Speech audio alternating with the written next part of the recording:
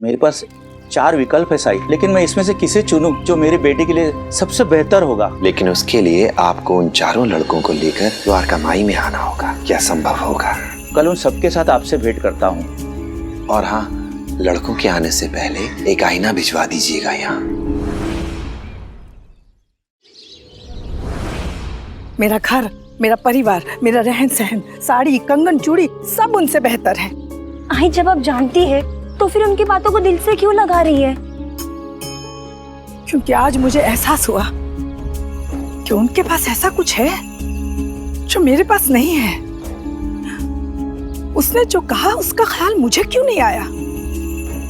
उसने जो कहा उसका जवाब नहीं था मेरे पास। मैं आज ही बन गई होती तो उनके पास कहने के लिए कुछ नहीं होता ना। चंपा, साई, अब आप ही आई को समझाइए। मैं तो हार गई।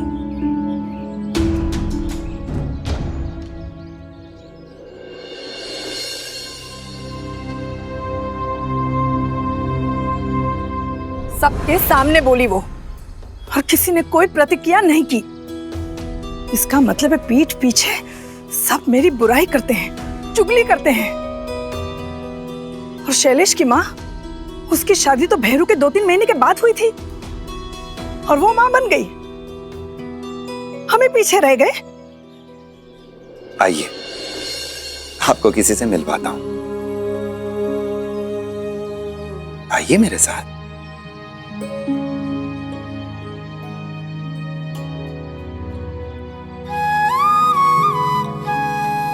आइए।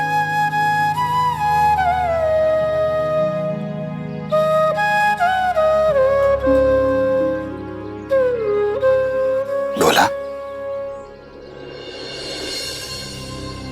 राम से। राम जी भला करे। तुमने अपनी समस्या मुझे बताई थी। क्या तुम वही बात कमला काकी को बता सकते हो?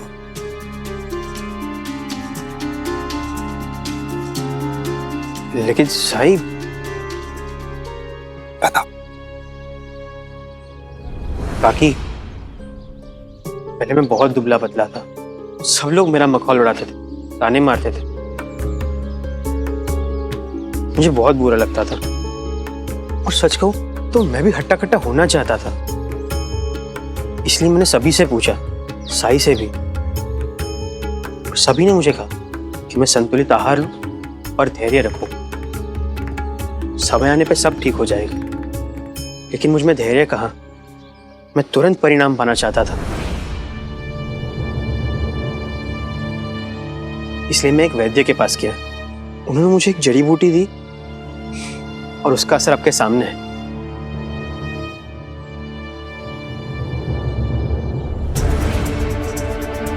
अब मैं मोटापा कम करने की कोशिश में लगा रहता हूं, लेकिन ये चर्बी है कि घटती ही नहीं।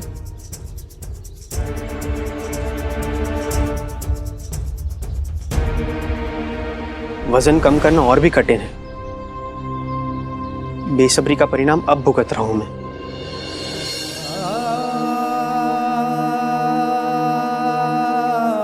जब भी हम प्रकृति के विरुद्ध जाकर कुछ करने का प्रयास करते हैं तो परिणाम कभी भी सुखदायी नहीं होता है।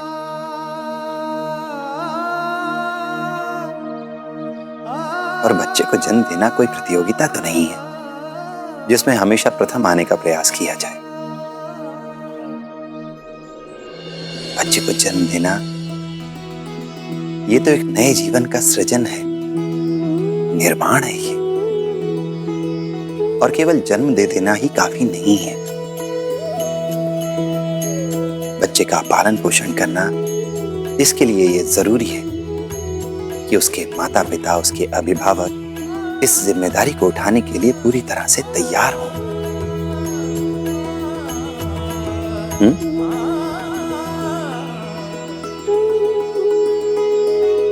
आपकी बात सुनकर मन का बोझ उतर गया। साई, सारे विचार शांत हो गए।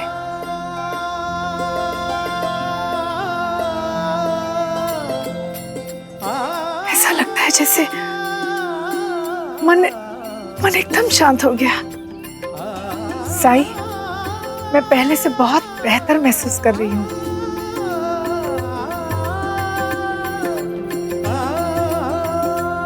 शुक्रिया साई,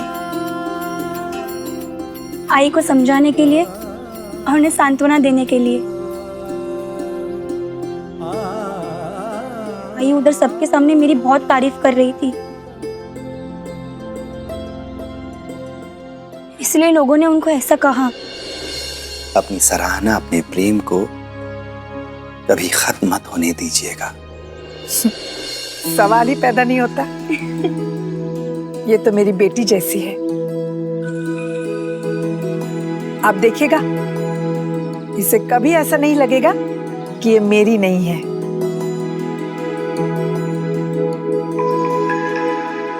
राम जी भला करें। चलते हैं साई। प्रणाम साई।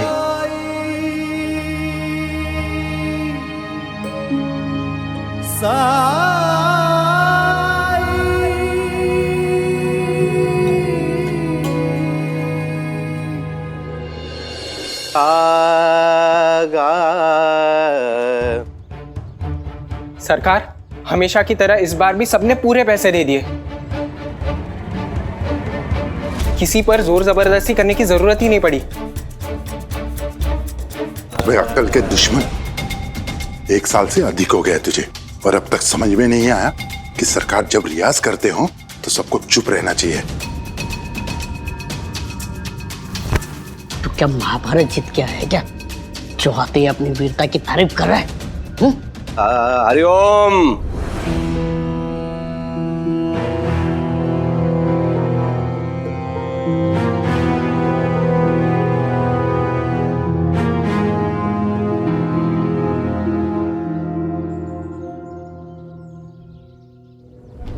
अंता बनता, बैलगाड़ी में जूते बैलों को निकालो। भैरू, इस बैलगाड़ी को तुम अपने हाथों से खींचोगे और वाड़े का चक्कर लगाओगे। जी सरकार। और अब भुगतो रियाज के बीच में बोलने की सजा। चलिए।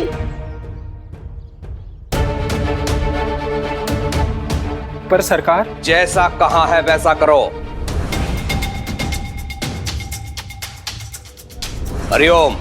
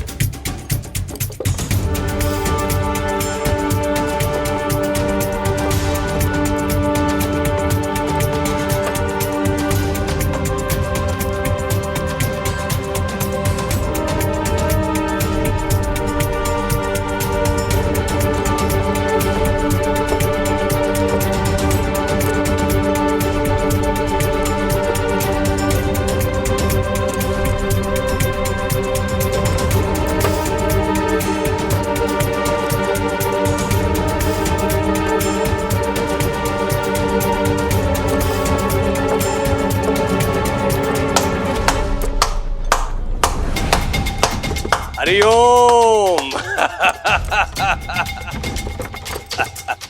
आ जाओ।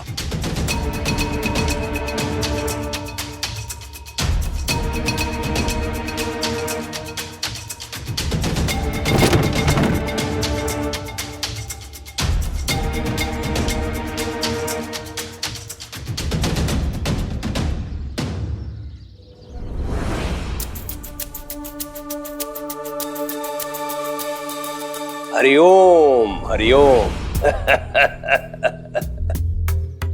तुम्हारे बल का, शक्ति का परीक्षण कर रहा था मैं भैरू। पैसे उगाने के लिए बल का उपयोग ना करने के पक्षधर हो तुम। देखना चाहता था कि समय के साथ कहीं ये बल समाप्त तो नहीं हो गया है।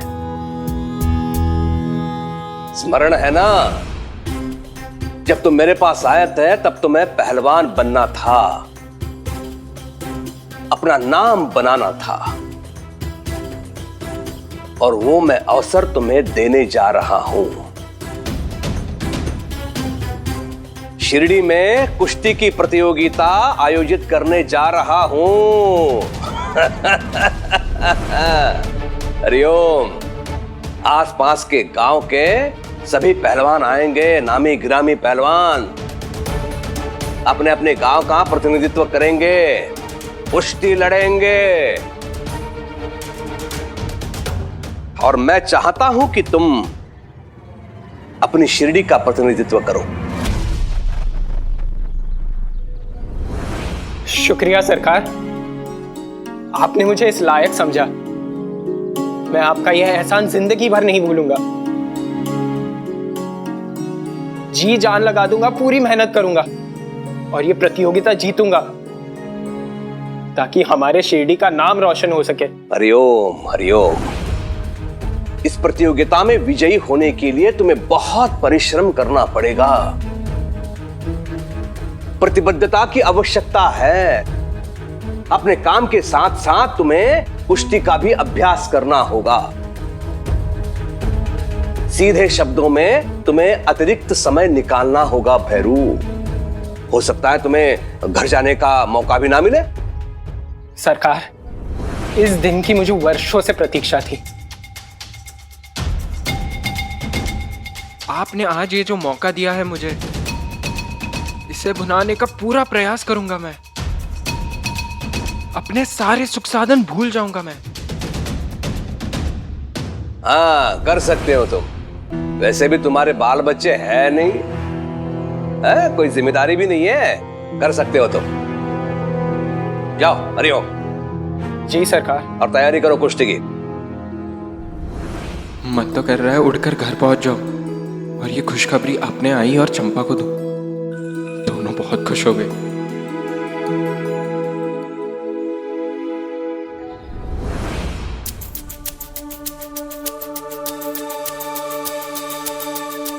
सरकार, इस कल के आए हुए लड़के के लिए इतना सब कुछ?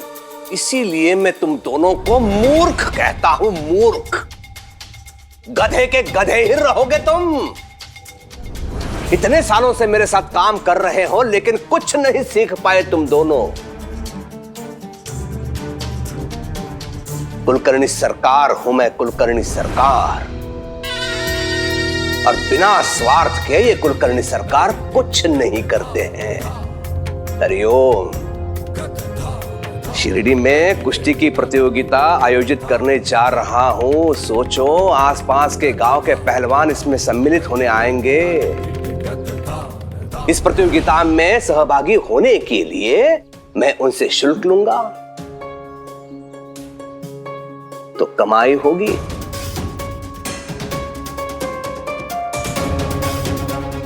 और ये भी तो सोचो कि पहलवान आएंगे, उनके मित्र आएंगे, सगे संबंधी आएंगे, तो शिरडी में कितनी भीड़ होगी।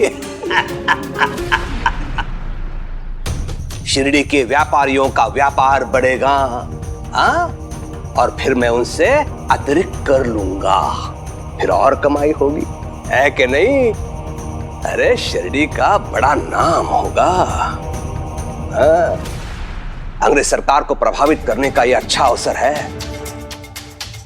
अंग्रेज सरकार सोचेगी कि कुलकर्णी सरकार शिरडी के लिए, शिरडी के विकास के लिए क्या क्या कर रहे हैं। अरे मूर्खो, गधो, मेरे दोनों हाथों में लड्डू होंगे, लड्डू। हरिओम हरिओम। देख क्या रहे हो? जाओ यहां से।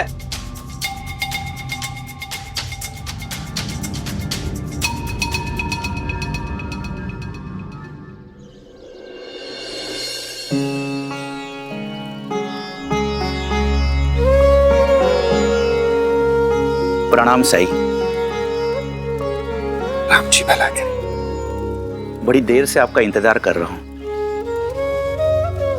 आइए।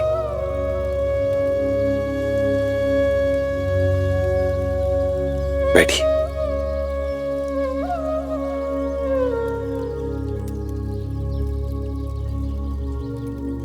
बताइए। मेरा नाम बिरजू है। मैं पड़ोस के गांव से आया हूँ। एक फैसला नहीं ले पा रहा हूँ। कई लोगों से सलाह ली लेकिन बात नहीं बनी, तो किसी ने आपके पास जाने के लिए कहा। क्या फैसला लेना चाहते हैं आप?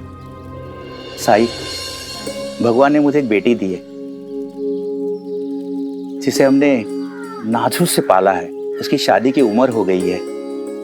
साई, मैंने अपने रिश्तेदारों और दोस्तों को मेरी बेटी के लिए योग्य वर ढूंढने के लिए कहा था। बहुत रिश्ते आए। उनमें से मैंने 4 लड़कों को पसंद किया। पहला लड़का बंबई में रहता है, सरकारी नौकरी करता है। अगर उससे शादी हुई तो मेरी बेटी मुझसे बहुत दूर चली जाएगी। दूसरा लड़का जो बहुत विनम्र है, और सबसे अच्छी बात तो यह है कि उसका परिवार बहुत अच्छा है। तीसरा लड़का बहुत पैसे वाला है, घर में नौकर चाकर सब कुछ है, ऐशो आराम है। मेरी बेटी राज करेगी, राज।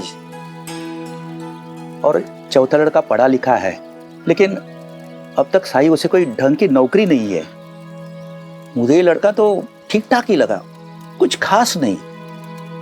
लेकिन मेरी बेटी का झुकाव शिक्षा के प्रति हमेशा अधिक ही रहा है, इसलिए अभी तक मैंने वो रिश्ते को ना नहीं कहा है। एक बात तो तय है साई कि मैं जिस लड़के को पसंद करूंगा मेरी बेटी उसी के साथ शादी करेगी। मेरे पास 4 विकल्प है साई, लेकिन मैं इसमें से किसे चुनूं जो मेरी बेटी के लिए सबसे बेहतर होगा। मेरी बेटी मुझ पर बोझ नहीं है साई, इसलिए मैं उसकी शादी हड़बड़ी में नहीं करना चाहता, बल्कि सब कुछ ठोक बजाकर सुनिश्चित करके करना चाहता हूं। आपकी चिंता मैं समझ सकता हूं। बताइए, किस तरह मदद करूं आपकी? साई, मैं एक साधारण आदमी हूं। लोगों को परखना मुझे नहीं आता, लेकिन मैंने सुना है कि आप बड़े ज्ञानी हैं। लोगों को परखना आता है आपको। मैं बस इतना चाहता हूं कि मेरी बेटी के वर के चयन में आप मेरी मदद करें। ठीक है,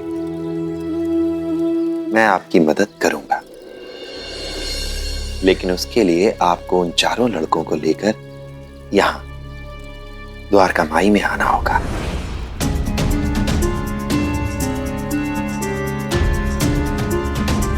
क्या संभव होगा?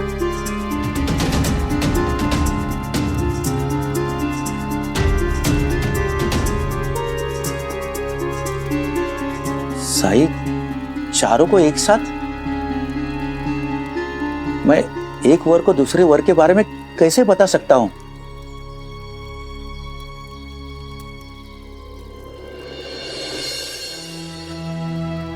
ठीक है साई, मैं किसी बहाने उन 4 को यहां लेके आऊंगा। बेटी की शादी के लिए तो मुझे इतना करना ही होगा। कल उन सबके साथ आपसे भेंट करता हूं।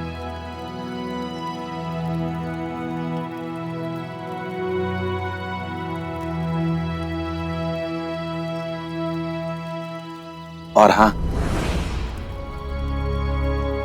लड़कों के आने से पहले एक आईना भिजवा दीजिएगा यहां। जी साई। राम जी भला करें।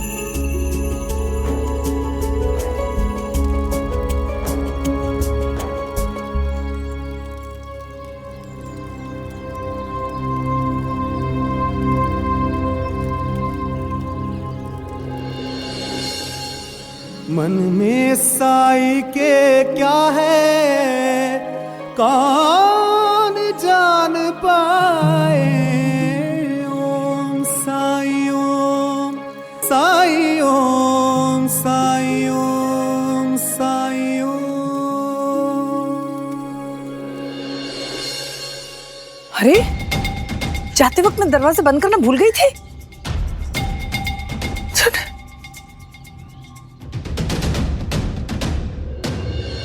भैरू, आई इतना जल्दी कैसे आ गया? आज ना कुछ सब ठीक तो है ना? इतना जल्दी तो आज तक आया नहीं है तू। सरकार ने कुछ कहा? ना। तूने की होगी बदतमीजी। बता मुझे, अभी जाती हूँ मैं सरकार के पास और तेरी तरफ से माफी मांगती हूँ। अरे इतनी अच्छी नौकरी, कहीं कुछ गड़बड़ हो गई तो? आई, सरकार कुश्ती की प्रतियोगिता आयोजित कर रहे हैं और उसमें शिरडी का प्रतिनिधित्व करने का मौका मुझे मिल रहा है। दूर दूर से पहलवान आएंगे। मेरा पहलवान बनने का सपना सच होने जा रहा है। ये तो बहुत ही शुभ समाचार है। हाँ, सरकार मुझसे बहुत खुश है। अच्छा। शिरडी में और भी पहलवान हैं, लेकिन उन्होंने मुझे चुना है इस प्रतियोगिता में हिस्सा लेने के लिए। और ना चुनने की कोई वजह भी तो नहीं है। हाँ, वे जानते हैं कि मैं कड़ी मेहनत करता हूं। सरकार का तो कहना है कि मेरे कोई बच्चे नहीं है, इसलिए मेरी कोई जिम्मेदारियां भी नहीं है। मैं अधिक समय दे सकता हूं अपने अभ्यास में। क्या क्या कहा सरकार ने? यही कि मेरे कोई बच्चे नहीं है, इसलिए मेरी कोई जिम्मेदारियां नहीं है। मैं अधिक समय दे पाऊंगा अपने अभ्यास में।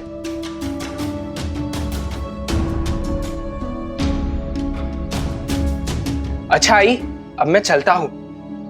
आने वाले दिनों में बहुत व्यस्त रहूंगा मैं।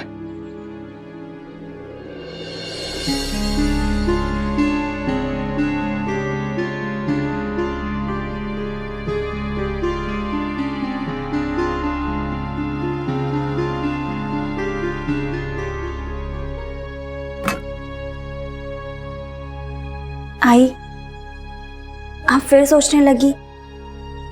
याद है ना साई ने क्या कहा था? सोचने वाली बात यह है चंपा कि औरतों की तो आदत होती है बाल की खाल निकालने की। इसका मतलब उनका भी ध्यान है। औरत तो औरत, मर्दों में भी ये चर्चा है। मतलब ये चर्चा बहुत गर्म है। अब तो मुझे भी ऐसे लगने लगा है कि मेरी जिंदगी में कोई कमी है। हाँ, 1 साल का समय बहुत होता है। मेरे शादी के महज 10 महीनों में भैरू आ गया था, पैदा हो गया था। आई, साई ने कहा ना कि ऐसी चीजों में हमें हड़बड़ाना नहीं चाहिए, ना ही हमें जल्दबाजी करनी चाहिए।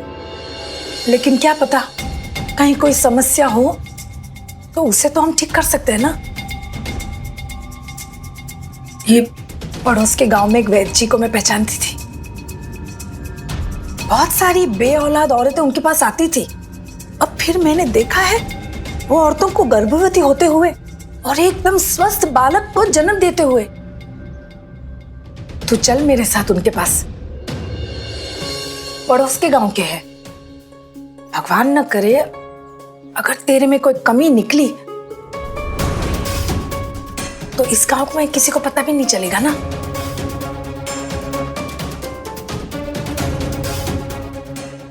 आई, साई ने कहा है ना हमें प्रकृति के विरुद्ध कुछ नहीं करना चाहिए। तो मैं कहाँ किसी के विरुद्ध जाना चाह रही हूँ, बस इतना पता करना चाहती हूँ कहीं कोई परेशानी तो नहीं।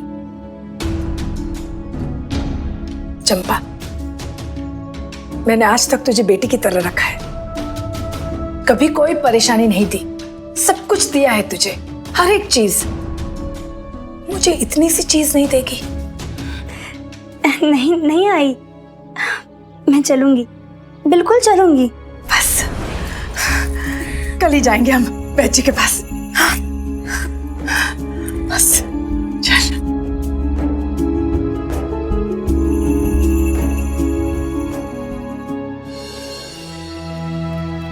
साई,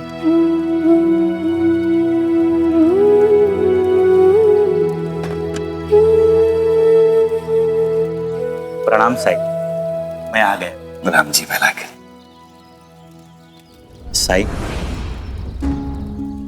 ये वही चारों लड़के हैं जिनके बारे में आपको बताया था। केसरी कुर्ता पहना है ना, वो सुधांशु जो बंबई में सरकारी नौकरी करता है, और उसके बगल में जो है ना वो अर्पित, जिसके परिवार के बारे में मैंने आपको सब कुछ बताया था। साई, जिसके कपड़े सबसे अच्छे हैं।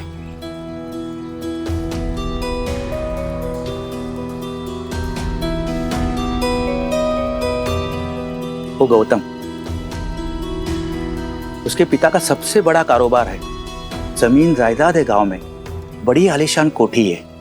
और साई, उसके बगल में जो सादा सा लड़का है वो मोहन, वो इन सब में सबसे पढ़ा लिखा है।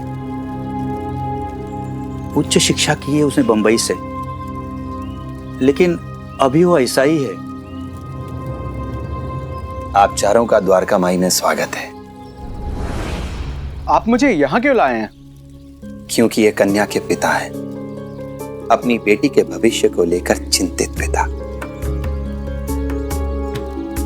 और ये जानना चाहते हैं कि इनकी बेटी के लिए आप सब में से सबसे उपयुक्त वर कौन है।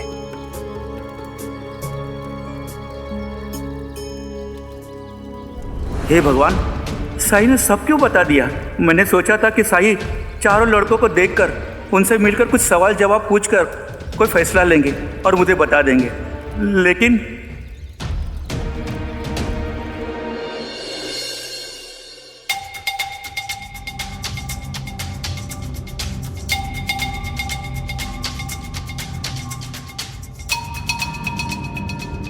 घबराने वाली कोई बात नहीं है। पित्त दोष है बहू को। वो क्या होता है? क्या ये कभी? जब मैं बोलूं तुम सिर्फ सुनो। पित्त दोष में शरीर की अग्नि हावी हो जाती है, शरीर में विषाक्त पदार्थ संचित होने लगते हैं। लेकिन ये कोई बड़ी समस्या नहीं है, ठीक हो जाएगी बहू मेरी औषधि से। लेकिन बहुत परहेज रखना पड़ेगा, संतुलित आहार पे रहना होगा। मेरी दवाओं को लेते समय जिन वस्तुओं को नहीं खाना है वो मैं लिख के दूंगा। आप निश्चिंत रहिए वैद्य जी, मैं ये सुनिश्चित करूंगी कि बहू समय पर दवाई भी लेगी और संतुलित आहार भी करेगी। तब तो तैयारियों में जुट जाइए, बहुत जल्द आपको खुशखबरी मिल जाएगी। मैं लिख के दे देता हूं किन चीजों से परहेज करना है।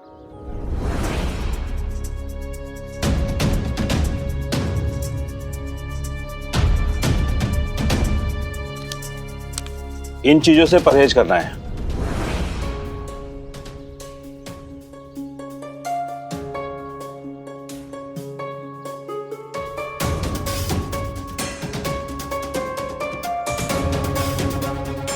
इतनी मेहनत करने की क्या जरूरत थी? सीधे सीधे लिख देते कि कुछ नहीं खाना है। मां बनना है या नहीं, मैंने पहले ही कहा था, मुझसे अगर इलाज कराना है तो परहेज करना पड़ेगा। मैं अपने सर पे कोई बदनामी लेने वाला नहीं कि वैद्य जी से इलाज कराया तो बेकार चला गया। माफ कर दीजिए वैद्य जी, ये बच्ची है, नादान है, मैं लेती हूँ उसकी जिम्मेदारी, आप फिक्र मत कीजिए। हाँ, आप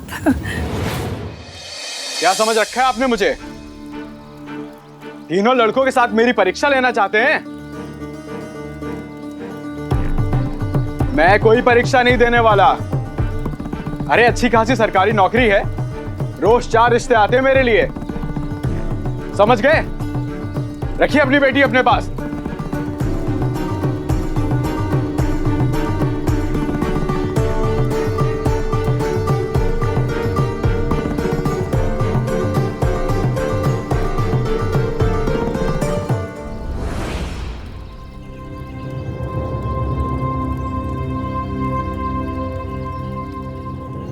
आप तीनों नहीं गए, यहीं खड़े हैं, इसका मतलब ये है कि आप समझ चुके हैं कि ऐसा क्यों किया जा रहा है। जी साईं, मेरी भी एक बहन है, इसलिए मैं लड़की वालों की चिंता समझता हूँ। साईं, ऐसे एक साथ सभी लड़कों को एक जगह बुलाकर उन्हें परखने जांचने की कोई प्रथा तो मैंने नहीं सुनी, लेकिन फिर भी मैं यहां से वापस नहीं जाऊंगा, क्योंकि मुझे ये जिज्ञासा है कि आप क्या करने वाले हैं। मैं ये जानना चाहता हूं कि आप हमारे बारे में कैसे पता करने वाले हैं। इस आईने से।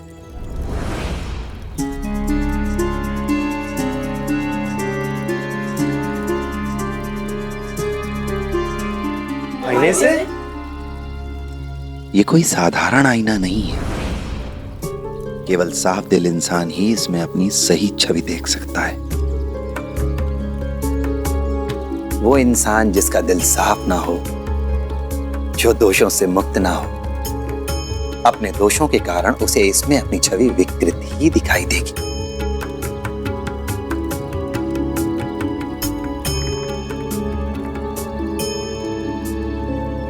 तो आप सब तैयार हैं? जी साईं। आप सब में से सबसे पहले कौन देखना चाहेगा इस आईने में?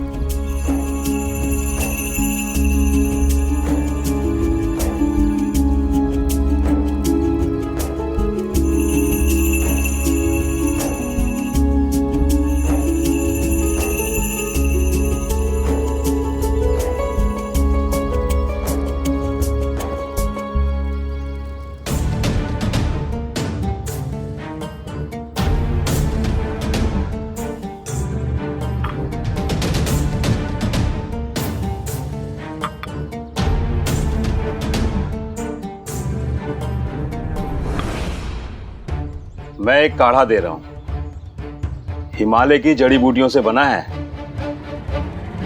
दिन में एक बार पीना है, फिर देखना कितनी जल्दी असर होता है।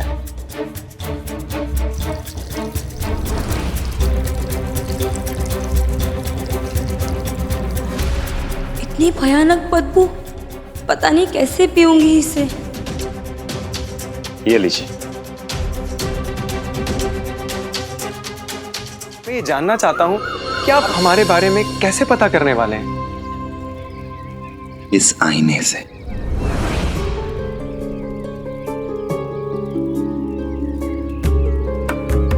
तो आप सब तैयार हैं? जी साईं। आप सब में से सबसे पहले कौन देखना चाहेगा इस आईने में?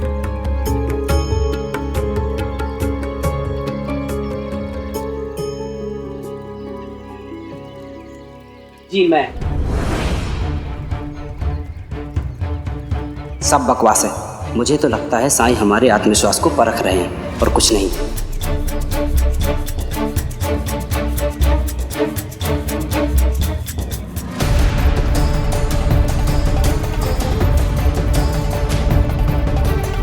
नहीं, ऐसा कैसे हो सकता है?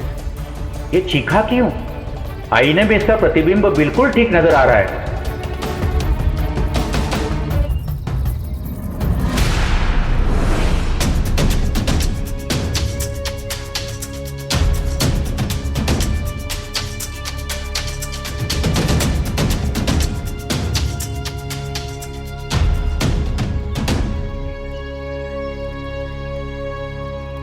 अब कौन आएगा? मैं आऊंगा साईं।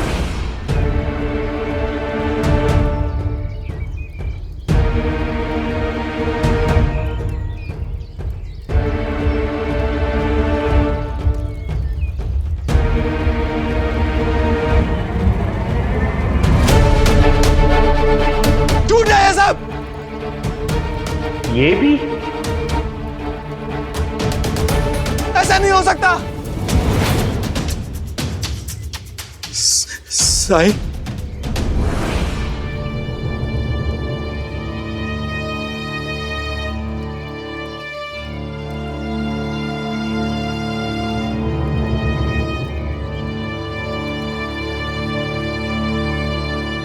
क्या इन दोनों का हाल देख लेने के बाद भी आप आईने में देखना चाहेंगे? साईं, ऐसा कौन है जिसमें कोई दोष ना हो? ऐसा कौन है जिसका मन हमेशा से पवित्र रहा हो?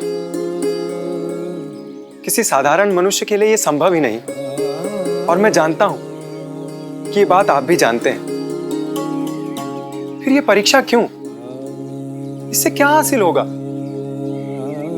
जैसे इन दोनों को आईने में अपना दोष नजर आया, वैसे मुझे भी आएंगे, क्योंकि मैंने भी गलतियां की हैं। अगर मैं अपने दोष देखने से ही डर जाऊंगा तो अपने में सुधार कैसे ला पाऊंगा मैं?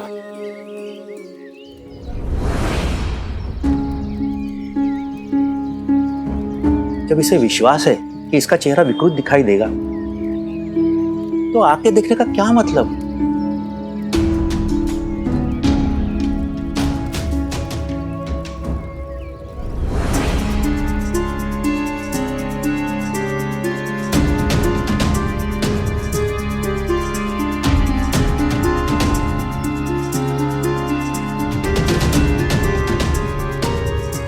ये क्या साईं? मेरी छवि विकृत क्यों नहीं है?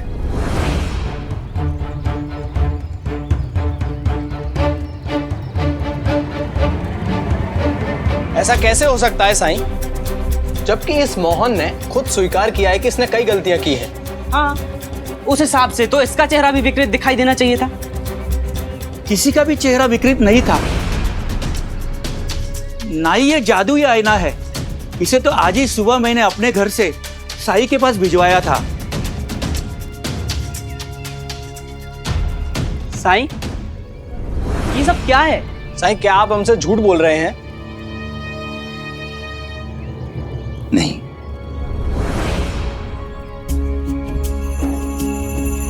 ये एक परीक्षण ही था। जैसा कि मोहन ने कहा कि हम सभी में गुण होते हैं, दोष होते हैं, हम सभी की अपनी सीमाएं होती हैं, पर आप दोनों इसे स्वीकार करने के लिए तैयार नहीं थे। अपने दोषों को स्वीकार करने की बात तो छोड़िए, बल्कि आपने तो इसे छुपाने की कोशिश भी की। आप अमीर होने का दावा करते हैं, लेकिन सच्चाई तो यह है कि आपका परिवार कर्ज में डूबा हुआ है और आप शादी भी केवल इसलिए करना चाहते हैं ताकि आप अपनी ससुराल से कुछ आर्थिक मदद ले सकें। बताइए, क्या ये बात आपने बिरजू जी से नहीं छुपाई? क्या ये सच है?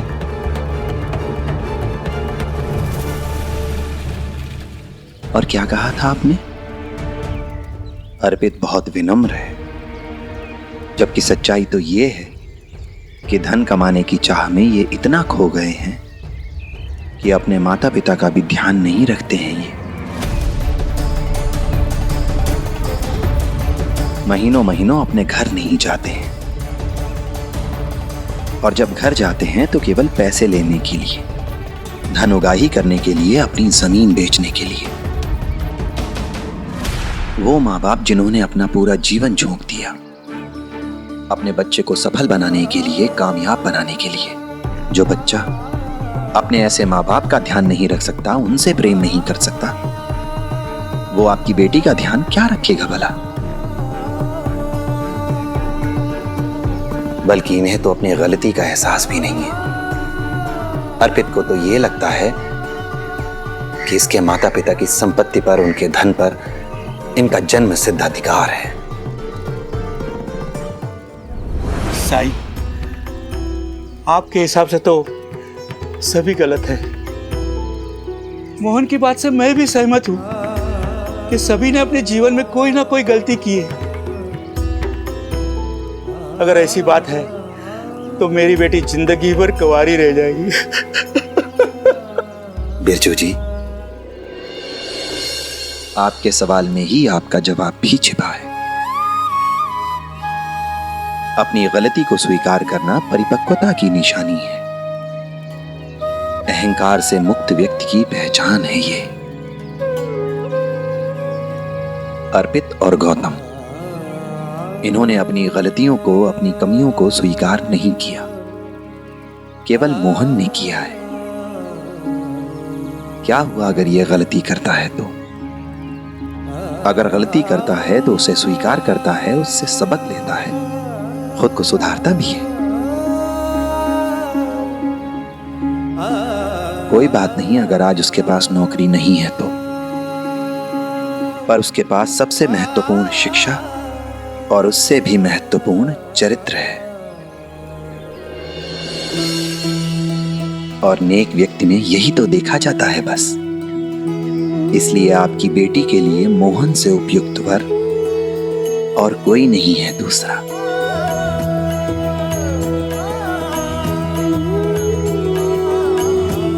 साई, आपने मुझे सबसे बड़ी गलती करने से बचा ली। शुक्रिया साई, शुक्रिया। हमें माफ कर दीजिए साईं। राम जी भला करे।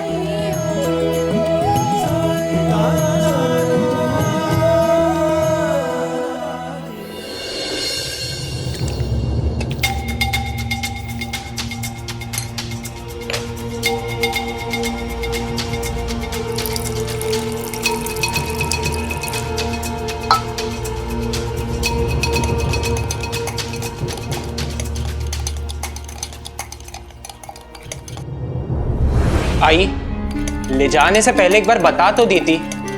वैद्य जी और उनकी खुराक दोनों ही कड़क है। उनकी औषधि पीने के बाद दिन भर मुंह का स्वाद खराब रहता है, कुछ खाने पीने का मन नहीं करता। अब मेरे जैसा पहलवान उनकी औषधि खाकर बीमार पड़ गया था, तो चंपा कैसे सहेगी?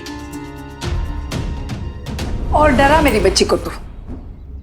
बेटी, तू इसकी बातों पे बिल्कुल ध्यान मत दे। हाँ, तू तो जानती है इसकी हर एक बात के पीछे 1000 नखरे होते हैं। और दवाई कोई स्वाद के लिए थोड़ी ना पीता है। हाँ? तू उस भविष्य के बारे में सोच, उस खुशी के बारे में सोच जो भविष्य में तू हमें देने वाली है ना? मैं एक माँ हूँ, माँ बनने की खुशी मैं जानती हूँ। उस एहसास के सामने इस गाड़ी का कड़वापन कोई मायने नहीं रखता। ले पी ले। मैं एक काढ़ा दे रहा हूं, हिमालय की जड़ी बूटियों से बना है। दिन में एक बार पीना है, फिर देखना कितनी जल्दी असर होता है। पी ले पी ले पी ले। पी ले। हाय, आप सच कह रही है? पी ले। कुछ नहीं, पी ले। अरे पी ले। हाँ, ठीक है पी ले बेटा। बेटी पी ले। थोड़ा कुछ दिन के लिए। हाँ, चल पी ले। शाबाश। हाँ, वाह। पी ले और खत्म कर इसे। हाँ?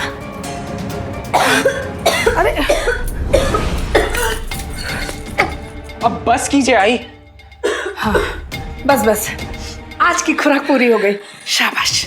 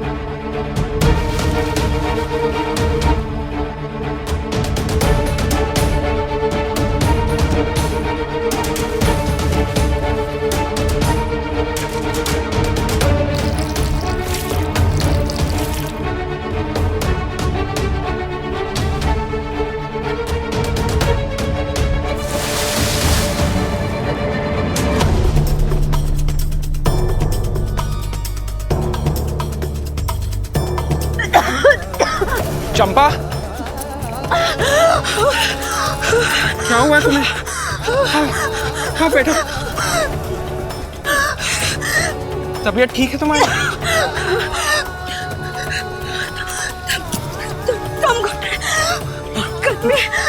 आई को बुलाता। परेशान मत करो, सोने दो।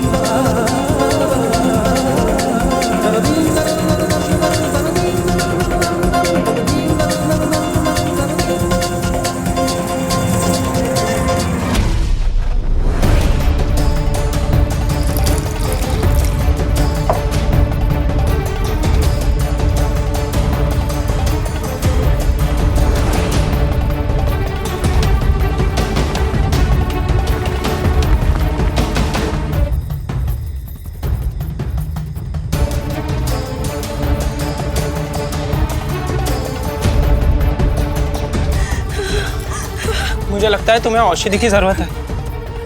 मैं अभी जाकर साई से विभूति लेकर आता हूँ। नहीं,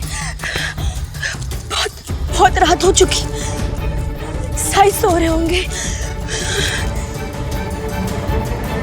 हमेशा दूसरों के बारे में सोचती रहती हो, कभी अपने बारे में भी सोच लिया करो।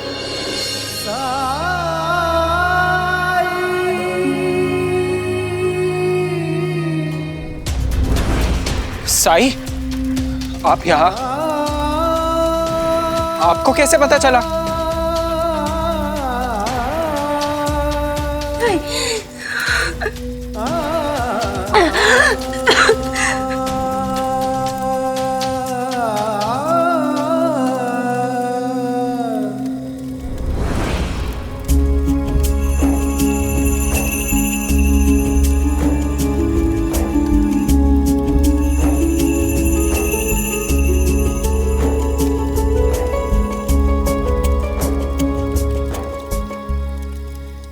साई, चंपा की यह हालत उस काढ़े के वजह से हुई है जो आई ने उसे पिलाया है। वो काढ़ा बहुत कड़वा है, नीम से भी ज्यादा। उसे पीते ही मानो पूरा शरीर जलने लग जाता है। मुझे पता था चंपा उस काढ़े को बर्दाश्त नहीं कर पाएगी, लेकिन मेरी सुनता कौन है? ना आई ना चंपा।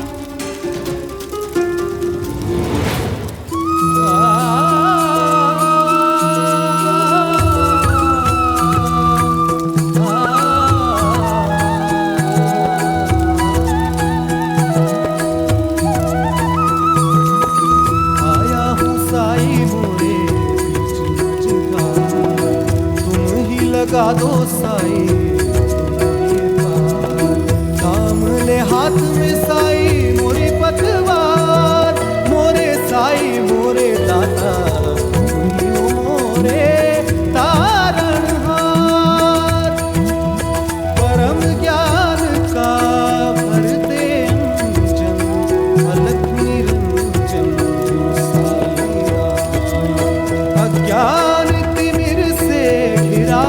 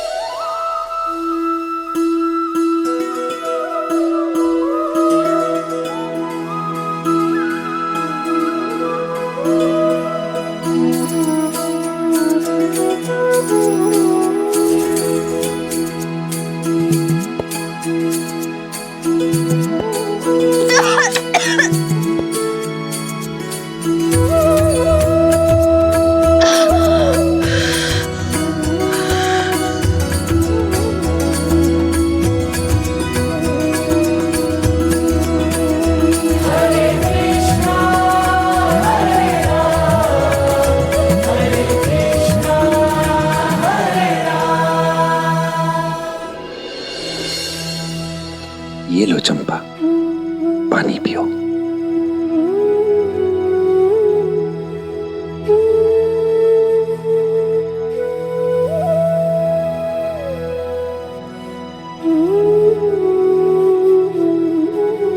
शुक्रिया साई,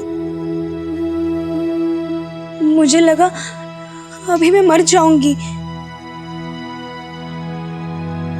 आपने मुझे बचा लिया साई। चंपा, क्या सच में तुम्हें लगता है जो तुम कर रही हो, ऐसा करके तुम्हें वो मिल जाएगा जो तुम चाहती हो? मेरे चाहने न चाहने से कोई अंतर नहीं पड़ता साई। आपने जिस क्षण कहा था कि सब कुछ अपने तय समय पर होगा, मैं उसी वक्त समझ गई थी। लेकिन ये समझना भी जरूरी है कि शादी के बाद सासूबाई के रूप में मुझे एक और माँ मिली है जो मुझे बेपनाह चाहती है। वो मुझ पर अपनी ममता लुटा रही है। उनकी इच्छा का मान रखना मेरा कर्तव्य बनता है।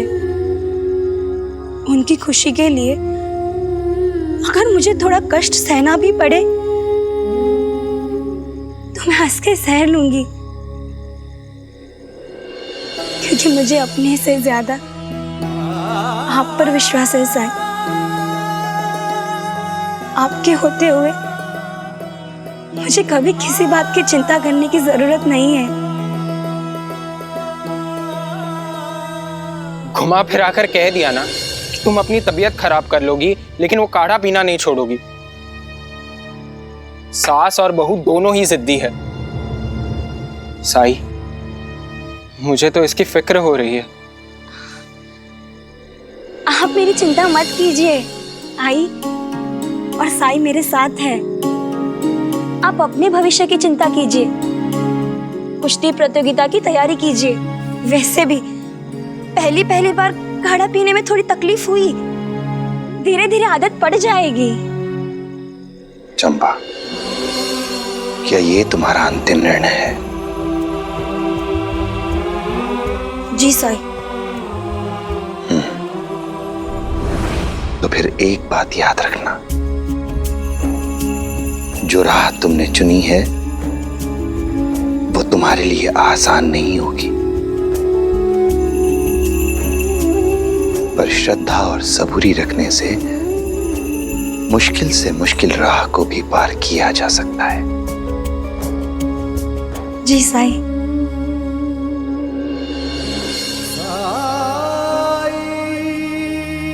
राम जी भला करे।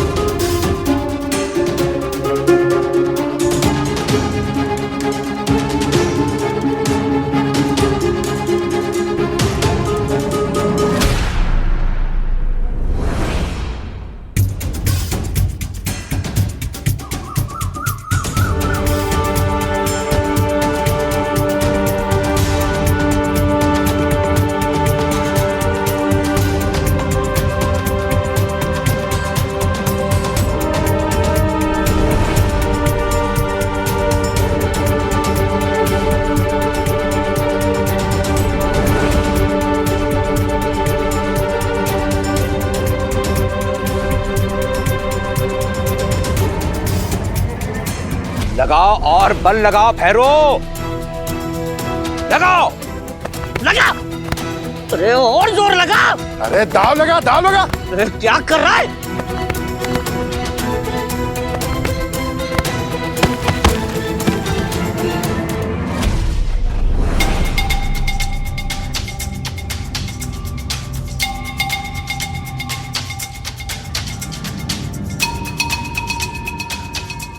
हरिओम हरिओम। भैरू, जब तुमने कुश्ती आरंभ की थी तब तुम्हारा दाव सही लग रहा था, लेकिन पिछले 1 महीने से देख रहा हूं तुम्हारा प्रदर्शन दिन प्रतिदिन गिरता ही जा रहा है। प्रतीत होता है तुम्हारा ध्यान कहीं और है। अंता पंता बता रहे थे कि तुम अभ्यास भी ठीक से नहीं कर रहे हो कुश्ती का। कुलकर्णी सरकार को पराजय स्वीकार नहीं है। थके हारे लोगों के लिए मेरे वाड़े में कोई स्थान नहीं है। कल प्रतियोगिता है, उसमें तुम्हारा प्रदर्शन कैसा रहेगा मुझे तो संदेह हो रहा है। सरकार, मेरी पत्नी एक दवाई ले रही है जिससे वो कमजोर हो गई है। न रात भर वो सो पा रही है न मैं। सुबह देर से नींद खुलती है, इसलिए अभ्यास नहीं कर पा रहा हूं। लेकिन सरकार आप चुप बैठो। तुम्हारे शयन कक्ष में क्या हो रहा है ये सुनने में मुझे कोई रुचि नहीं है। मैंने तुम्हें पहले ही बता दिया था, यदि मैं तुम पर पैसे और संसाधनों का निवेश कर रहा हूं तो तुम्हें मुझे समय देना होगा, जो तुम नहीं दे रहे हो। अभी भी समय है, अगर तुमसे नहीं हो रहा है तो मुझे बता दो, मैं तुम्हारी जगह कोई और पहलवान ले आऊंगा। जरूर होगा सरकार, मैं आपका भरोसा टूटने नहीं दूंगा। आइंदा से पूरा समय दूंगा मैं। और मैं आपको आश्वस्त करता हूं कि कल आपका सर मैं झुकने नहीं दूंगा।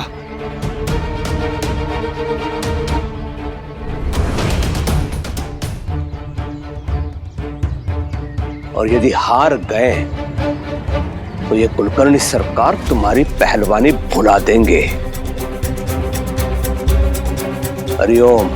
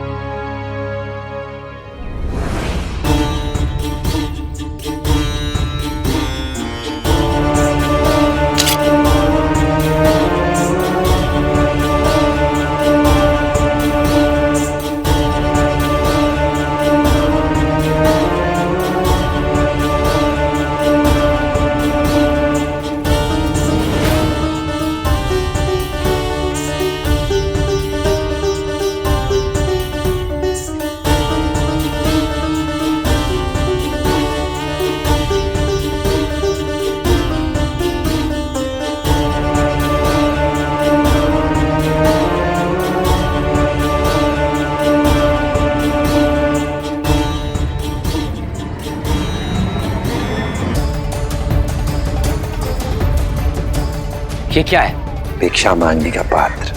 भिक्षा? मुझे मूर्ख समझता है? कहीं से भी भिखारी नहीं लगता। ना तू कमजोर है ना तू लाचार। झूठ मत बोल, तेरे पास तेरे परिवार को खिलाने के लिए पैसे जरूर होंगे। मैंने कहा ना, ये पूरा संसार मेरा परिवार है। इस संसार का हर प्राणी मेरा परिवार है। मुझे अपनी बातों में मत उलझा। जो कुछ भी है चुपचाप मुझे निकाल के दे दे, वरना आपका परिवार है। तू ऐसे नहीं मानेगा।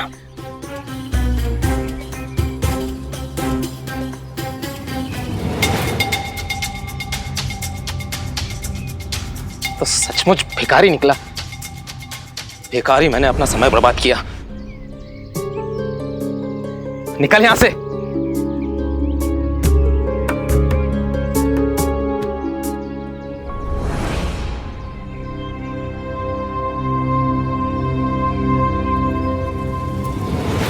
क्या है? मेरा पीछा क्यों कर रहे हो? आपने मेरे प्रश्न का उत्तर नहीं दिया। प्रश्न? कैसा प्रश्न? कि आपका परिवार है या नहीं? हाँ है, बिल्कुल है। और आप उनसे बहुत प्यार करते हैं। ऐसा कौन है जो अपने परिवार से प्यार नहीं करता? उन्हीं के लिए तो मैं ये सब कर रहा हूँ। क्या उन्होंने आपसे कहा डाकू बनने के लिए? कहा नहीं, लेकिन उनके पालन पोषण के लिए मुझे ये सब करना पड़ता है। उनका पालन पोषण तो आप कोई अच्छा काम करके भी कर सकते हैं। तुझे क्या लगता है मैंने कोशिश नहीं की? मुझे वही काम मिलता था जिससे मैं अपने परिवार को 2 वक्त की रोटी तक नहीं दे पाता था। ईमानदारी से 2 वक्त की रोटी कमा पाना आसान नहीं है, लेकिन लोगों को लूट कर आप जो पाप कमा रहे हैं उसका प्रायश्चित कर पाना और भी मुश्किल होगा। मुझे कोई फर्क नहीं पड़ता। मेरे परिवार की सुख सुविधा का ध्यान मैं रखता हूँ, उनके पालन पोषण का ध्यान मैं रखता हूँ। मेरे परिवार से बढ़कर मेरे लिए और कुछ नहीं है, और इसलिए वो लोग भी चांद छिड़कते हैं मुझ पर। मैं कहूँ तो वो लोग अपने प्राण तक दे सकते हैं मेरे लिए। इतना विश्वास? मुझे तो है, पर लगता है तुझे विश्वास नहीं हो रहा। तुम्हारे पाप सिर्फ तुम्हारे हैं मित्र, तुम्हारा परिवार भले ही तुम पर जान छिड़कता हो, लेकिन जब कर्मों के फल को भुगतने की बात आएगी तो उसमें तुम अकेले ही होगे। कुछ नहीं कर सकेगा तुम्हारा परिवार, कोई काम नहीं आएगा। अगर ऐसी बात है तो ठीक है। चल मेरे साथ, मैं दिखाता हूं तुझे। मेरा परिवार मेरे हर पाप के फल में भी मेरा साझेदार होगा।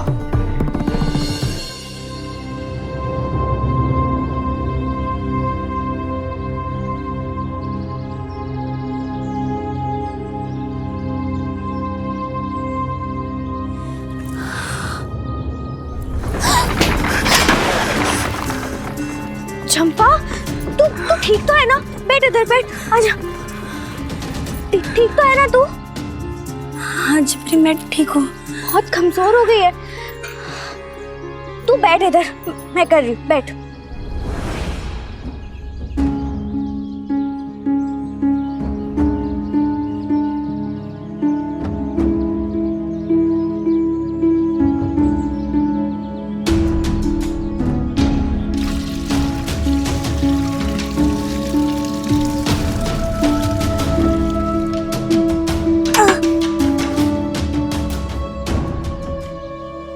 चंपा तू रहने दे, मैं उठा लेती हूँ। नहीं जिप्री, मैं ले जाऊंगी, तू तकलीफ मत कर।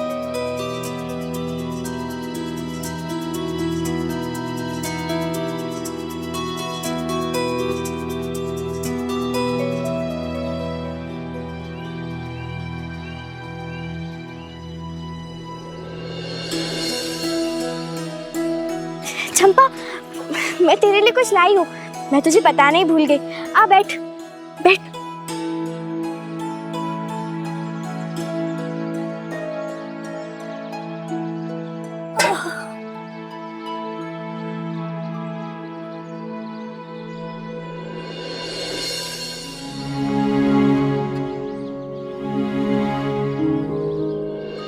ये देख, मैं तेरे लिए जामुन लाई हूँ, बहुत पसंद है ना तुझे?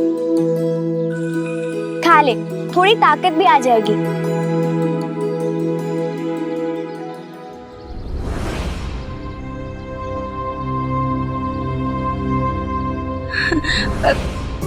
नहीं जिप्री, मैं ये नहीं खा सकती। क्यों चंपा? तुझे तो बहुत पसंद है ना ये। तुझे तो पता है ना जिप्री कि मैं खाने पीने को लेकर परहेज कर रही हूँ। लगभग सब कुछ पे मना ही है। जो थोड़ा बहुत खा सकती हूँ अब वो भी नहीं खाया जाता। दवाई की वजह से मुंह का स्वाद बिगड़ गया है, कुछ खाने का मन ही नहीं करता। चंपा, तू अपना इलाज करवा रही है, अपनी तबीयत खराब कर रही है। ऐसी दवाइयाँ लेना छोड़ दे। तुझे साई ने भी कहा था ना, तू किसी की बात क्यों नहीं मानती? इतने दिन बीत गए, सब कुछ दिनों की बात है, फिर सब ठीक हो जाएगा। कुछ भी ठीक नहीं हो रहा है। 1 महीने से दवाई चल रही है, कुछ नहीं हो रहा है। उल्टा चंपा तो कमजोर हो गई है, मुझे इतनी चिंता हो रही है। ताई, लेकिन साई ने आपको पहले ही कहा था, सब्र रखिए, समय आने पर सब अपने आप ठीक हो जाएगा। साई पे भरोसा है मुझे, लेकिन मैं भी इंसान हूं, स्वार्थी हो जाती हूँ। अरे अभी तो समय है मेरा, उम्र है मेरी। पोते पोती के साथ खेलना, उन्हें घुमाने ले जाना, ताकत है मुझ में। बुढ़ापे में आजी बनने का क्या फायदा? ताकत ही नहीं होगी हाथों में पोते पोती को उठाने। कमला, बुरा न मानो तो एक बात कहूँ। ना ना बोल। तू चंपा की कुंडली किसी अच्छे ज्योतिष को क्यों नहीं दिखा देती? शादी से पहले लड़का लड़की की कुंडली मिलाई जाती है। दोनों के 36 गुण मिलने से ही दाम्पत्य जीवन सुखमय होता है। और तूने तो चंपा के गुण देखे, कुंडली के नहीं। कहीं ऐसा तो नहीं कि चंपा की जिंदगी में बच्चे का सुख ही ना हो, और तू व्यर्थ ही पैसा और समय दोनों बर्बाद करिए। एक बार ज्योतिषी को दिखा दे, और अगर मेरा शक सही निकला तो चंपा का मोह छोड़ और भैरू की दूसरी शादी करा दे।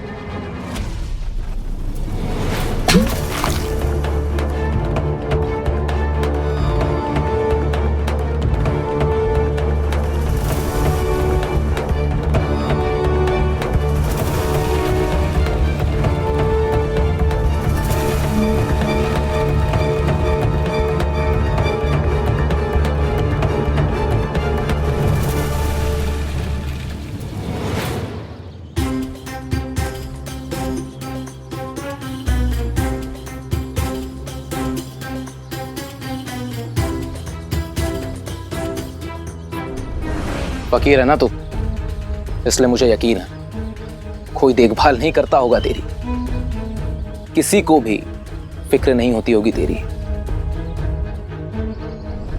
आज मेरे परिवार से मिलकर तुझे पता चलेगा कि परिवार के सदस्य एक दूसरे के लिए क्या क्या त्याग कर सकते हैं और किस हद तक जा सकते हैं। चल, वो देख, वो है मेरा बेटा, अपने दोस्तों के साथ खेल रहा है। कृष्णा, यहाँ आओ बेटा। आज के लिए बस इतना ही, तुम घर जाओ, अब बाद में खेलेंगे।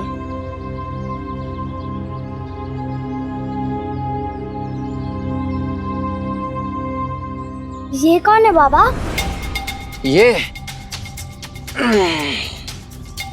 ये मेरा नया साझेदार है। अब हम तुम्हारे लिए और भी ज्यादा चीजें ला पाएंगे। क्या हुआ, तुम खुश नहीं हो?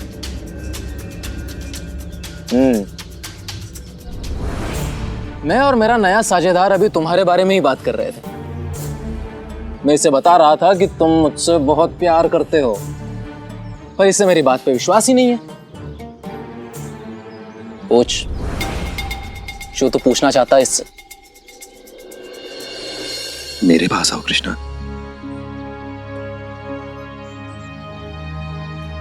बहुत अच्छे बच्चे हो तुम। अच्छा, एक बात बताओ, अगर कल को भगवान तुम्हारे पास आए और तुमसे पूछें कि क्या तुम अपने बाबा के पापों का दंड भुगतने के लिए तैयार हो, तो क्या कहना चाहोगे तुम? बाबा, ये तो कुछ और ही सवाल पूछ रहे हैं। हाँ तो क्या हुआ, जो भी पूछ रहा है उसका जवाब दो। और कृष्णा, सच सच बोलना, तुम्हें कसम है मेरी।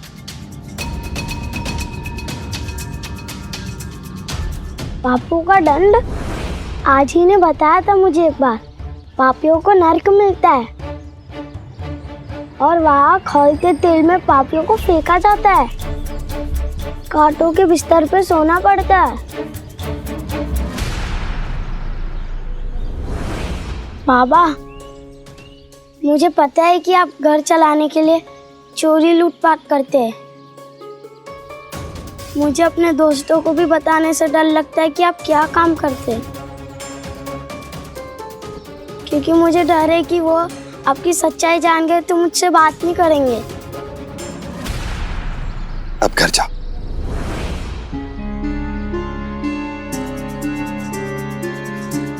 देखा, क्या कहा था मैंने? अरे ये तो बच्चा है, मासूम, नर्क और दंड से डर गया। कोई बात नहीं, तू घर चल, फिर देखना मेरी पत्नी क्या कहती है। चल।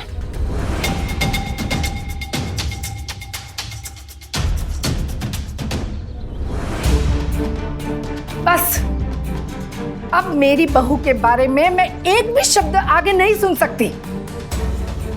ये क्या, तुझसे पूछने की बारी तो कहा था ना मैंने, फिर इतना गुस्सा क्यों? तुम्हारी बेटी भी शादीशुदा है ना? उसकी सास को अगर कोई सलाह दे, मशवरा दे, जैसे तुम मुझे दे रही हो कि वो अपने बेटे की दूसरी शादी करा ले, तो तुम्हें कैसे लगेगा? ये तो अच्छा है चंपा के आई बाबा यहाँ पे शिरडी में नहीं है। उसकी आई यहाँ पे बैठी होती तो तुम ये सब कह पाती?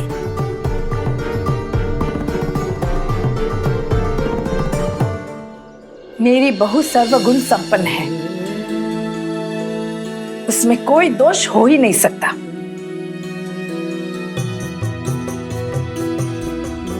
वो बांझ हो ही नहीं सकती।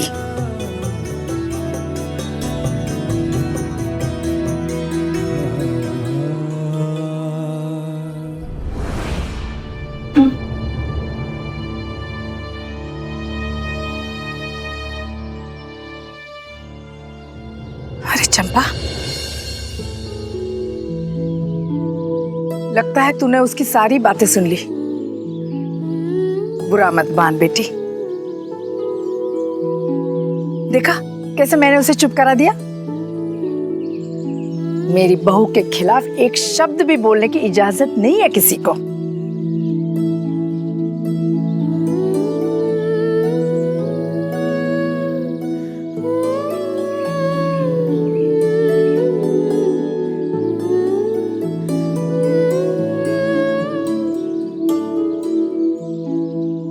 लेकिन चंपा, एक बात बता चंपा, ज्योतिष महाराज को कुंडली दिखाने में हर्ज क्या है?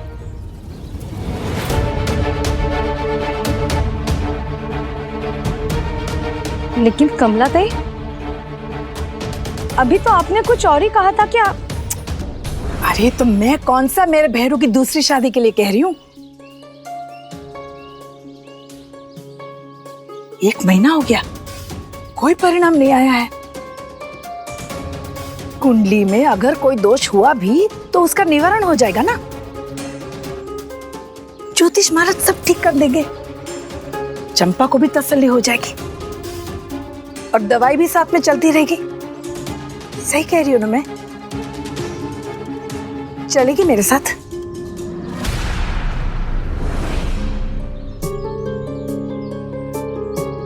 जी आई, हम आज ही चलेंगे। कितनी समझदार है मेरी बच्ची।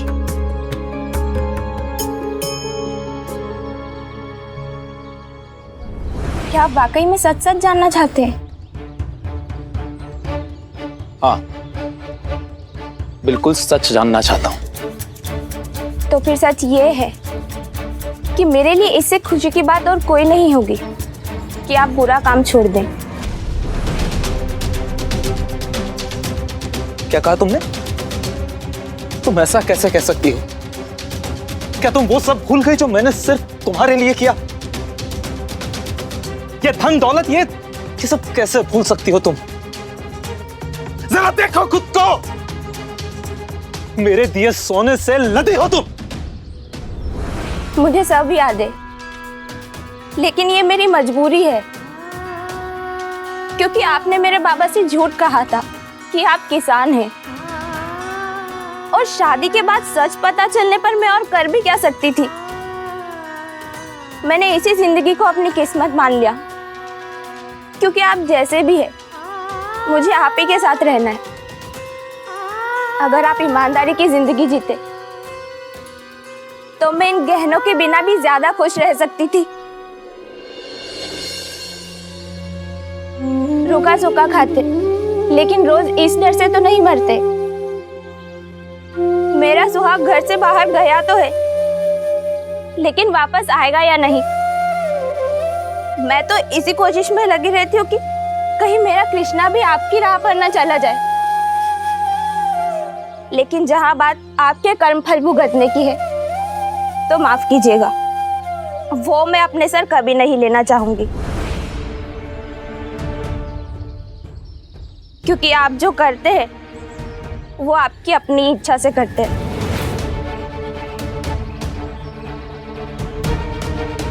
मैं नहीं जानता था कि तुम इतनी स्वार्थी हो। बस इस औरत ने मेरे बच्चे को बहकाया, क्योंकि ये मतलबी है। लेकिन मेरे आई पापा ऐसे नहीं है, वो मरते दम तक मेरा साथ नहीं छोड़ेंगे।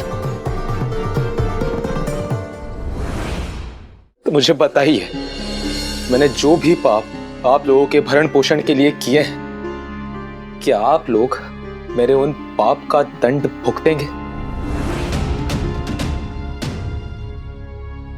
बोलिए। बेटा, मैंने तुम्हारी देखभाल तब तक की जब तक तुम अपने पैरों पे खड़े नहीं हो गए। अब मैं बूढ़ा हो गया हूं, अब मैं इस लायक नहीं बचा कि मैं मेहनत कर सकूं। अब मैं और तुम्हारी आई अब तुम्हारे आश्रित है और हमारी देखभाल की जिम्मेदारी अब तुम्हारी है। अपनी जिम्मेदारी निभाने के लिए मैंने मेहनत की, मैंने भी अपने परिवार को चलाया है। मेरे भी आई बाबा थे, मेरे भी बीवी बच्चे थे, सबकी देखभाल की, लेकिन मेहनत करके। और मैं भी तुमसे यही उम्मीद करता कि भले ही कम पैसे आए, भले ही हम एक वक्त का खाना खाएं, पर चिंता मुक्त तो रहते। तुम्हें गलत रास्ता नहीं चुनना चाहिए था। अब तो हम जीते जी इसी गम के साथ जी रहे हैं कि पता नहीं हमारी परवरिश में कौन सी कहां कैसी कमी रह गई थी कि हमारा बेटा लुटेरा बन गया। अब मरने के दिन जब करीब आए हैं तो तुम चाहते हो कि मरने के बाद भी हमें चैन ना मिले। अपनी जिंदगी में कभी कोई बुरा काम नहीं किया बेटा, ताकि मरने के बाद हमें वैकुंठ धाम मिले। और तुम कह रहे हो कि तुम्हारे पाप में भागीदार बनकर हम अपने मोक्ष का भी द्वार छोड़ दें। आखिर क्या दोष है हमारा? बोलो, क्या दोष है हमारा बेटा?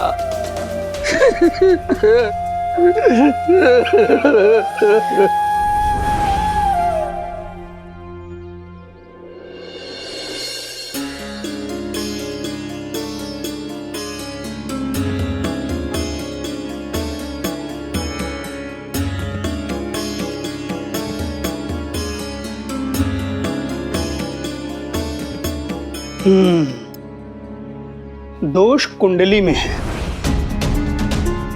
नाड़ी दोष। ये वो क्या होता है ज्योतिष महाराज? नाड़ी दोष 3 प्रकार का होता है, आदि, मध्य और अंत्य। आदि दोष हो तो शादी टूट जाती है, मध्य दोष हो तो दोनों में से किसी एक की मृत्यु हो जाती है, और इनकी कुंडली में अंत्य दोष है। इसके प्रभाव से वैवाहिक जीवन बहुत ही कष्टकारक होता है और संतान होना तो बहुत ही मुश्किल है, और अगर संतान हुई भी तो बहुत समय लगता है। ओह, कितना समय लगता है? ये तो कोई नहीं बता सकता। ज्योतिष महाराज, इसका कोई उपाय तो होगा ना आपके पास? दोष तो निवारण करने के लिए ही होते हैं, ग्रह शांति करानी पड़ेगी। आप उसकी चिंता मत करें, वो मैं कर दूंगा, बस आप मुझे उसके पैसे दे दीजिएगा। पैसे की चिंता आप मत कीजिए, इसके अलावा भी कुछ और नहीं करना होगा ना फिर? हाँ, नाड़ी दोष के प्रभाव को शीघ्र कम करने के लिए आपकी बहू चंपा को 1001 बार गोपाल मंत्र का जाप करना होगा। ब्रह्म मुहूर्त में अगर ऊंचे स्वर में जाप किया जाए तो इसका फल ज्यादा मिलेगा। हाँ, करेगी। आप जैसा कहते हैं वो सब करेगी।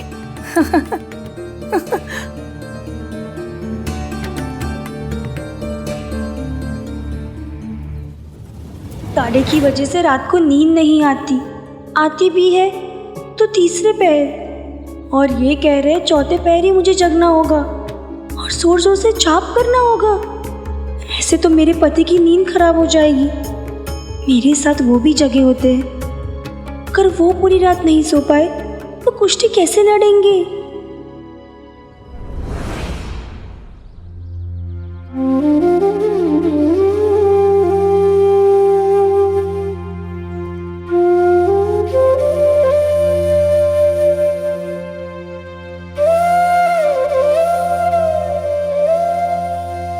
अकेला छोड़ दो मुझे,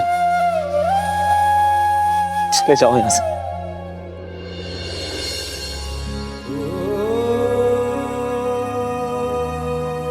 बात करो मुझसे, बांटने से मन का दुख कम हो जाता है। पहले मैं भी ऐसा ही सोचता था, लेकिन मेरा परिवार ही मेरा दुख बांटने के लिए तैयार नहीं है। तो तुमसे बांट कर क्या हो जाएगा? आपने सिर्फ उनके शब्दों को सुना, उनकी भावनाओं को नहीं समझ सके आप। आपको लेकर उनके माथे पर चिंता की जो लकीरें थीं, वो नहीं देख सके आप। और उनमें से कोई भी आपको छोड़ना नहीं चाहता, आपका त्याग नहीं करना चाहता। वो तो सिर्फ आपको सुधरते हुए देखना चाहते हैं। हाँ, ये बात अलग है कि उनका कहने का तरीका अलग अलग है। और क्या कह रहे थे आप? ये सब कुछ आप उनके लिए ही करते हैं, उनके लिए ही लूटपाट करते हैं। पर क्या आपने कभी सोचा कि आपके इन कामों को लेकर वो सब कितना परेशान रहते हैं, कितनी तकलीफ होती है उन्हें? वो खुश रहते भी हैं या नहीं? आपके इन कामों की वजह से उन्हें किन किन परिस्थितियों का सामना करना पड़ता है, क्या क्या भुगतना होता है उन्हें?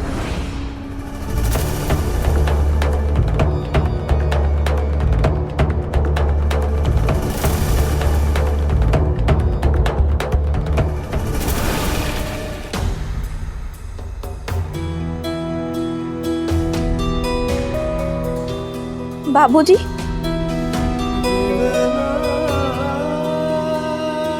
बेटा, आज उसने बहुत सारा सोना लूटा है और मुझे डर है कि कहीं पुलिस उसे ढूंढती हुई यहां न चली आए। और अगर इस बार पकड़ा गया ना, तो अंग्रेजी सरकार उससे फांसी पे चढ़ा देगी।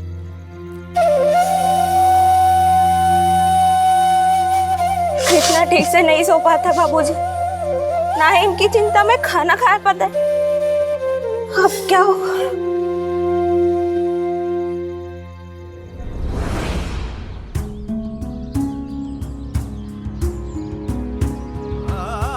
देखा आपने, आपको लेकर आपका परिवार कितना चिंतित रहता है। जब ये सब करने के बाद आप घर आकर आराम से सो जाते हैं, आपका परिवार तब भी आराम नहीं कर पाता है।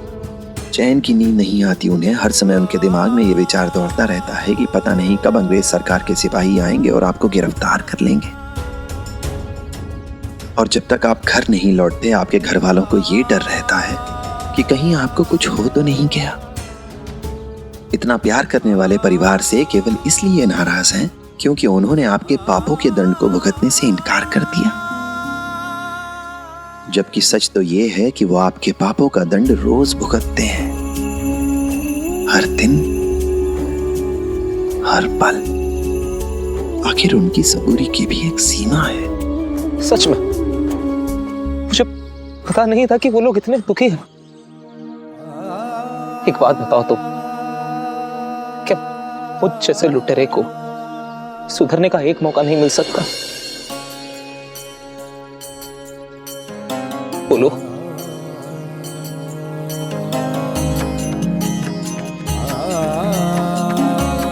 तुम मुझे बांसुरी क्यों दे रहे हो? मुझे बांसुरी बजाना नहीं आता। एक बार कोशिश तो कीजिए।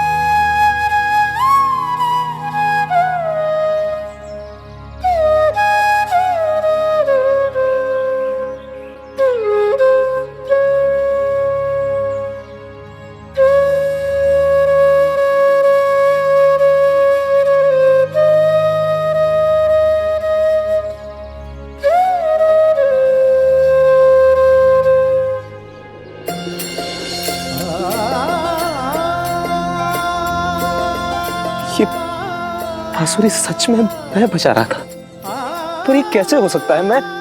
मैं बांसुरी बजाना नहीं जानता। ईश्वर हमेशा उन लोगों की सहायता करता है जो अच्छे मार्ग पर चलने का प्रयास करते हैं, लौटने का प्रयास करते हैं। श्रद्धा और सबूरी बनाए रखिए, श्रद्धा और सबूरी रखो। कड़ी से कड़ी मेहनत करूंगा और अब जिन भी लोगों से मैंने जो भी लूटा है उसे लौटाने की हर संभव कोशिश करूंगा। मैं इसी जीवन में अपने पापों का प्रायश्चित करूंगा ताकि मैं अपने परिवार के साथ जिंदगी भर खुशी से रह सकूं। राम जी भला करे।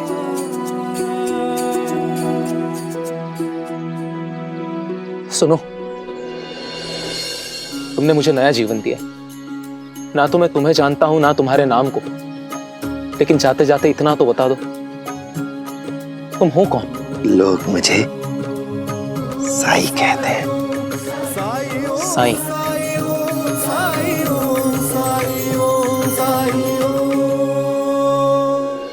अब बस भी कीजिए आई। पिछले 1 महीने से इस घर में आप चंपा और उसके गर्भवती होने को लेकर बातें करती रहती है। और कोई विषय है ही नहीं आपके लिए। मैं तो तंग आ गया हूं सुन सुनकर। अपनी धुन में आपको यह भी याद नहीं कि कल मेरा कुश्ती का मुकाबला है, जो मेरे लिए कितना मायने रखता है। जिस दिन का मैं बरसों से इंतजार कर रहा हूं वो कल है, और आपने आज ही चंपा को रात भर तेज आवाज में जाप करने बोल दिया। आपको सिर्फ आपकी फिक्र है आई, मेरी नहीं। अरे इतना गुस्सा होके कहाँ जा रहा है तू? खाना तो खा के जा। सास और बहू की बातों से ही पेट भर गया मेरा। सुनिए, तू चिंता मत कर, वो ही जीतेगा। और होने वाले बच्चे के आगे ये कुश्ती का क्या है ना? तू जाप करना। खाना खा ले।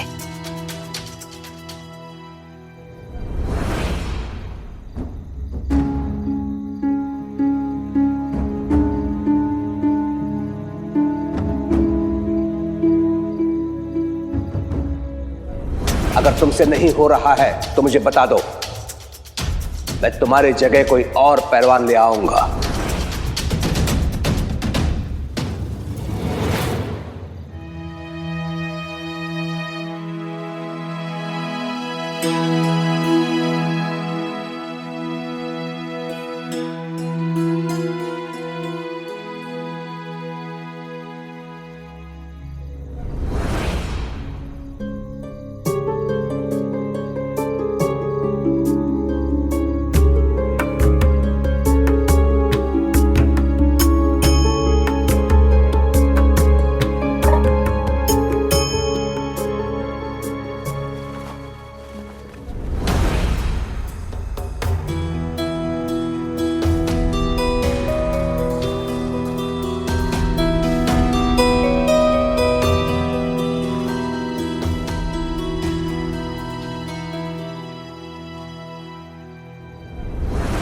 जल्दी जल्दी जाप कर लेती हूँ ताकि उसके बाद ये सो सके।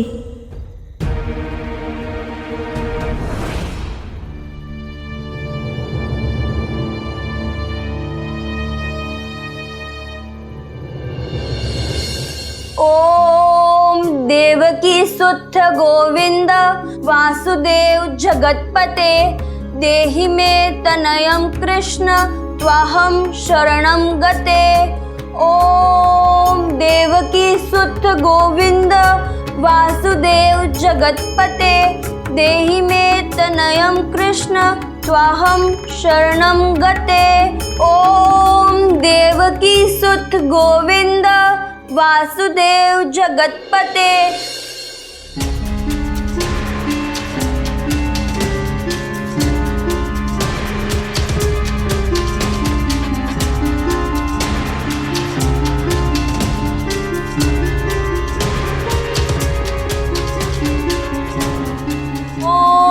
देवकी सुत गोविंद वासुदेव जगतपते देहि मे तनयम कृष्ण।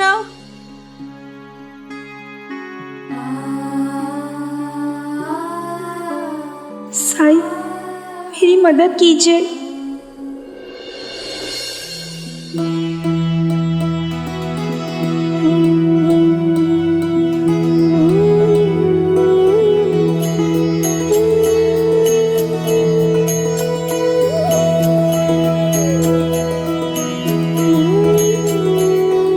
तुम वो करो जिससे तुम्हें सुकून मिले, तुम्हारे मन को शांति मिले।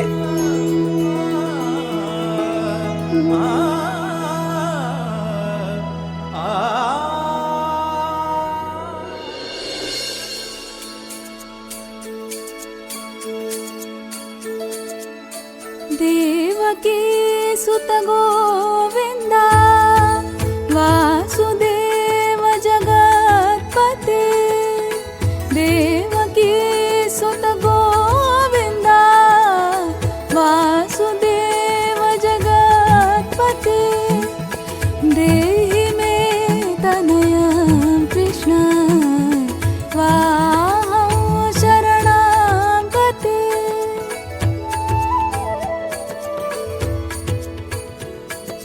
देवकी सुत गोविंद वासुदेव जगत्पते, देहि मे तनयं कृष्ण त्वाहं शरणं गते। हरे कृष्णा हरे राम, हरे कृष्णा हरे राम, ओम साई ओम साई ओम साई ओम साई ओम साई ओम साई ओम साई ओम साई ओम साई ओम साई ओम साई ओम साई। धार्मिक वीडियो सबसे पहले देखने के लिए हमारे चैनल को सब्सक्राइब करें और बेल आइकन दबाएं।